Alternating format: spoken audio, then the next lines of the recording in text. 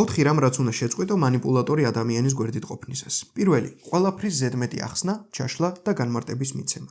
შეიძლება გქონდეს დაჟინებული მოთხოვნილება ყველაფრის ახსნის, იმიტომ რომ ღრმად გულში გსურს, რომ მან შენი გაიგოს, მაგრამ თუ ადამიანს აქვს გარკვეული კომუნიკაციის, ან ფსიქოლოგიური, ან ფსიქიკური პრობლემები, ის არ გისმენს იმისთვის, რათა გაგიგოს, ის გისმენს იმისთვის, რათა მეტი ინფორმაცია მიიღოს შენზე, რათა მეტად წამოგაგოს სიტყვებსა და ნათქვამის შინაარსზე.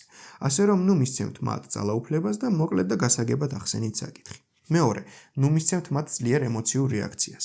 ისინი თქვენი რეაქციებით იკვებებიან. როგორც კი თვალსაჩინოდ განაცხენდებით, ისინი ამას თიძე დაიხვევენ და საპირისპიროდ მოიტრიალებენ. მოულოდნელად კი მსხვერპლის როლს ირგებენ, სადაც პრობლემა ის კი არ არის, არამედ თქვენ ხართ. ეს კი ხაფანგია. ამიტომ შეინარჩუნეთ სიმშვიდე, მაშინაც კი, როდესაც ეს ძალიან რთულია. რაც უფრო ნაკლებად რეაგირებთ, მით უფრო ნაკლები კონტროლი აქვს თქვენზე. მესამე, ნუ მიიღებთ მათგან ჩახუტებას.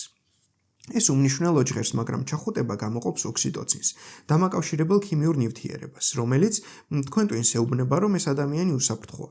თუ ისინი უსაფრთხო არ არიან თქვენთვის, ეს ჩახუტება არასწორ გზავნილს უგზავნის თქვენ ნერვულ სისტემას. ამიტომ, თუ ვინმეს მანიპულატორად ან ტოქსიკურად მიიჩნევთ, ნუ მიიღებთ მათ ჩახუტებას. ფიზიკური სიყვარული შემოინახეთ ემოციურად უსაფრთხო ადამიანებისთვის. და მეოთხე, საზღვრების არ დაცვა. მანიპულატორი ადამიანები არ სცემენ პატივს საზღვრებს, ისინი არ ღვევენ მათ.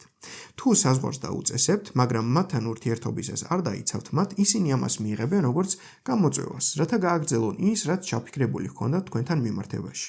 ამიტომ პირველ ეტაპზე მაინც დააწესეთ მხოლოდ ის საზღვრები, რომლის დაცვის საშუალებაც გაქვთ.